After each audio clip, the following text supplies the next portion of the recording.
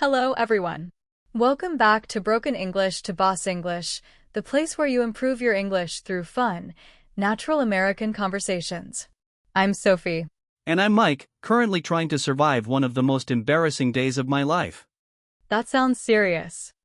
It was serious. Very serious. My confidence almost disappeared forever. Really? What happened? Well, yesterday, I had my very first date with you. That's true. And I almost destroyed the whole evening before it even started. You didn't destroy it. You just created several unforgettable moments. That's a polite way to say I was a complete disaster. Today's episode is all about first dates. We'll learn useful American English expressions, dating vocabulary, and how native speakers naturally talk during a date. Don't worry. You don't need a boyfriend or girlfriend to enjoy this episode. You only need curiosity. And maybe a little courage. Especially if speaking English makes you nervous. Before we begin, let's learn today's first word. Nervous. Repeat after me. Nervous. It means you feel worried or excited before something important. For example, I was nervous before my job interview. Or, Mike was nervous before our date. Very, very nervous. My hands were shaking. I checked my hair 12 times. I even practiced saying, "Hi, Sophie," in the mirror. How many times? Around 47. So, tell everyone what happened yesterday morning. I woke up at 7 o'clock. My date wasn't until 6 in the evening. But my brain said, "Today is the biggest day of your life." That's a little dramatic. Everything feels dramatic when you really like someone. That's actually sweet. For the first 30 minutes, I couldn't decide what to wear. Blue shirt? White shirt? Black shirt? How many outfits did you try? 9. 9? Maybe 10. One shirt looked perfect. Until I realized I was wearing it backwards. Here's a very useful expression. To make a good first impression. Repeat after me. First impression. A first impression is the opinion someone forms when they meet you for the first time. For example, I wanted to make a good first impression.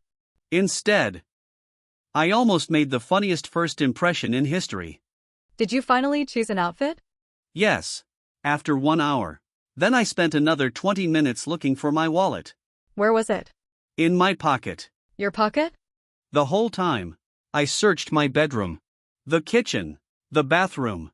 Even the refrigerator. Why would your wallet be in the refrigerator? Exactly. It wasn't.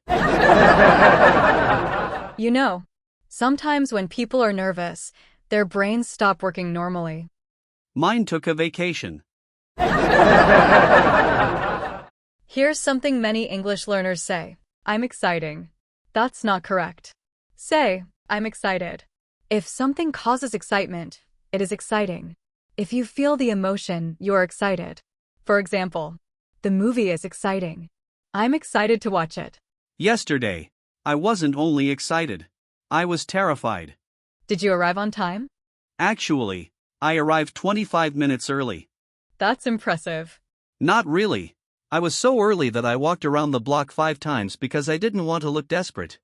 You know, being a little early is a good thing. Walking around the same building 5 times is a little suspicious. Finally, I stood outside the cafe. I took one deep breath. I looked at my reflection in the window. I smiled. I told myself, "You've got this, Mike." Then, I opened the door. And immediately spilled water all over my shirt. That is where today's story gets interesting. Trust me, that wasn't even the most embarrassing part. So, what happened after Mike walked into the cafe? Did the date become even more awkward? Or did something unexpected happen? You'll find out in part 2. And while you're waiting, tell us in the comments. Have you ever been nervous before meeting someone for the first time? We'd love to read your stories. Hopefully, they're less embarrassing than mine. Okay, so there I was, standing in the middle of the cafe, with cold water all over my white shirt. I remember that. You looked completely frozen. Because I was. My brain stopped working. I wanted to say, "Good evening, Sophie." Instead, I just stared at you. For about 5 seconds. It felt much longer than 5 seconds. Exactly. My mouth was open, but no words came out. Here's a useful expression. To freeze up. Repeat after me. Freeze up. It means you suddenly become so nervous that you don't know what to say or do. Example. I froze up during my presentation. Or, Mike froze up when he saw me. Exactly. My mouth was open, but no words came out. So I smiled and said, "Hi, Mike." And then, you finally spoke. Yes. I wanted to say, "You look beautiful tonight." But instead, I accidentally said, "You look expensive." I remember thinking, expensive?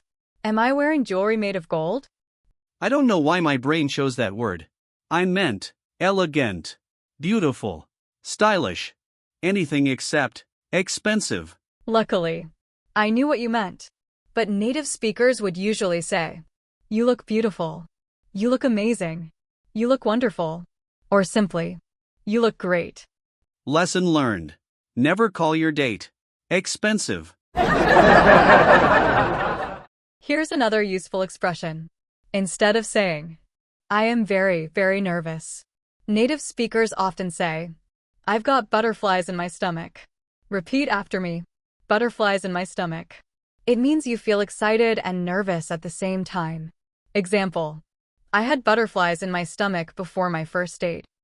Yesterday, I didn't have butterflies. I had an entire zoo. After we sat down, the waiter came over. He smiled and asked, "What would you like to drink?" Simple question. Easy answer. Right? Wrong. I panicked. Why? Because you ordered confidently. You said, "I'll have an iced latte, please." Then everyone looked at me. Including the waiter. My brain completely disappeared. I forgot every drink in English. Coffee? Gone. Tea? Gone. Juice? Gone. Water? Gone. Everything. So what did you say? I looked at the waiter and said, "I'll have the same liquid." The waiter looked confused. Then he looked at me. Then back at you. Finally he asked, "You mean an iced latte?" And I proudly said, "Yes, exactly that liquid." Today's word is confident. Repeat after me. Confident. Confident means feeling sure about yourself. Example. She answered confidently. Or, Mike wanted to sound confident. Mission failed. After our drinks arrived, I asked you a simple question. What do you enjoy doing on weekends? Another easy question. Or so I thought. I wanted to say, I enjoy hiking, but my nervous brain mixed everything together. So I said, I enjoy hiding. I was surprised. I thought, hiding from whom? I quickly corrected myself. No, hiking. Walking in the mountains. That made much more sense. Many English learners confuse these words. Hiking means walking in nature. Hiding means staying where nobody can find you. Very different meanings. One letter. Very different life. After a few funny mistakes, something changed. You relaxed. I did. I realized something. You weren't judging me. You were laughing. With me. Not at me. Exactly. Everyone makes mistakes.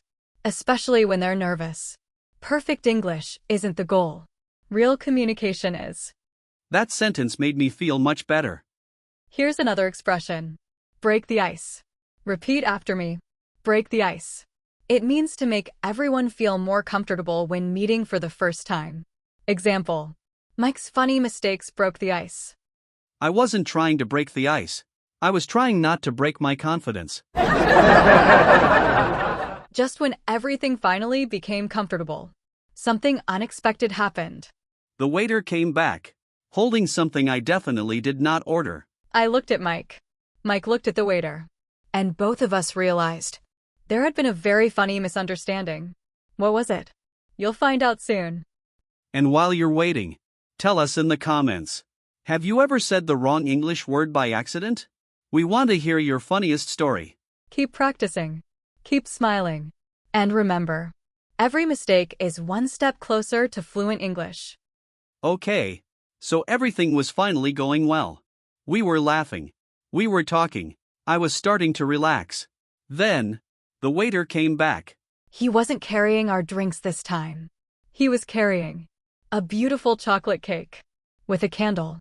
I looked at the cake. Then I looked at the waiter. Then I looked at Sophie. I thought, wait, is today her birthday? It wasn't. The waiter said, Happy anniversary. Congratulations, you too. Enjoy your special evening. I thought anniversary? Then I almost answered. Thank you. Then I remembered. We've never even been on a date before today. I couldn't stop laughing. The waiter looked completely confused. I politely said, I think there's been a mistake. He looked at the table number. Then he smiled. Oh, this cake belongs to the couple over there. Here's today's expression. There's been a mistake. Repeat after me. There's been a mistake. Native speakers use this when something is incorrect or there's a misunderstanding. Example. Excuse me, I think there's been a mistake with my order. It's polite and very useful. Much better than saying, everything is wrong. After the waiter apologized, he asked us an interesting question. He smiled and said, So, is this your first date? I wanted to sound confident. I wanted to say, yes, it is. Instead, I answered, I hope so. The poor waiter looked even more confused. I corrected myself immediately. Yes, this is our first date. Here's something many learners don't know. Instead of saying, I'm very embarrassed, native speakers often say, I'm so embarrassed. Or, that was embarrassing. Notice the difference. Embarrassed describes your feelings. Embarrassing describes the situation. For example, I felt embarrassed. The mistake was embarrassing. Yesterday, I experienced both. After that funny moment, something changed. The conversation became easy. We stopped worrying. We just enjoyed talking. We talked about our childhood, our favorite movies, travel, food, dream jobs, funny family stories. Time passed so quickly. I looked at my watch, and almost 2 hours had gone by. That's a good sign. When you're enjoying a conversation, you don't notice the time. Today's word is comfortable. Repeat after me. Comfortable. Comfortable means relaxed and at ease. Example. I felt comfortable talking with Sophie. Or, after a while, the conversation became comfortable. At first, I was nervous. Later, I just felt like I was talking with my best friend. That's one of the nicest compliments someone can receive. When we finished our coffee, we walked outside together. The weather was perfect. There was a cool evening breeze. The city lights looked beautiful. For a few seconds, neither of us said anything. Sometimes, silence isn't awkward. Sometimes, it's peaceful. Exactly. Then I finally said, I'm really glad we did this. And I smiled. So am I. Here's a very natural phrase. I'm glad. Repeat after me. I'm glad. Native speakers use this all the time. Examples. I'm glad you're here. I'm glad we met. I'm glad you came. It's simple, warm, and very natural. You know, yesterday taught me something important. What was it? I spent the whole day trying to be perfect. Perfect clothes. Perfect hair. Perfect English. Perfect jokes. But, the best moments happened after I stopped trying to be perfect. That's true. People usually remember how you made them feel, not whether every sentence was perfect. I made plenty of mistakes. And those mistakes made the evening more memorable. Here's today's biggest lesson for every English learner. Don't wait until your English is perfect before speaking. Speak now. Make mistakes. Laugh. Learn. Improve. Confidence doesn't come before speaking. Confidence grows because you keep speaking. If I had stayed home because I was afraid of making mistakes, I would have missed one of the happiest evenings of my life. Now it's your turn. Imagine you're meeting someone for coffee. Answer these questions aloud. What's your name? What do you enjoy doing on weekends? What's your favorite food? What's one place you'd like to visit? Don't worry about perfect grammar. Just keep talking. Every sentence makes you stronger. Today's final expression is, be yourself. Repeat after me. Be yourself. It means don't pretend to be someone else. Your personality is enough. I tried so hard to impress Sophie. But in the end, she liked the real Mike. Even the awkward one. Especially the awkward one. Well, that was the story of our first date. Thankfully, Sophie agreed to see me again. Otherwise, this would have been a very short podcast series. If you enjoyed today's conversation, tell us in the comments. What's the funniest mistake you've ever made while speaking English? We'd love to read your stories. And remember, every fluent English speaker was once a beginner. Don't be afraid to speak. Every conversation helps you grow. Mike and Sophie, together. Bye, everyone. Thank you so much for learning with us today. If this episode helped you improve your English, please like the video, subscribe to Broken English to Boss English, and share it with a friend who's learning English too. We'll see you in the next episode. Bye, everyone.